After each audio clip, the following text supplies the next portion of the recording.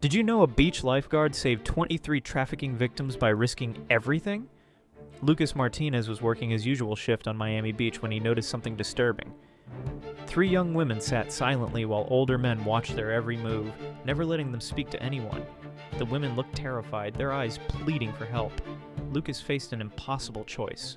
Local police might be compromised, and these traffickers looked dangerous. But he couldn't ignore what he was seeing. He secretly filmed the group and contacted the FBI directly. Within days, the traffickers discovered his involvement and started following him home. Death threats flooded his phone. He had to move apartments twice. For 3 weeks, Lucas lived in fear while providing crucial surveillance to federal agents. Then came the raid. 23 victims rescued in a single operation. The entire international trafficking ring collapsed. His courage didn't just save lives, it earned him a position with federal law enforcement. Sometimes doing the right thing changes everything.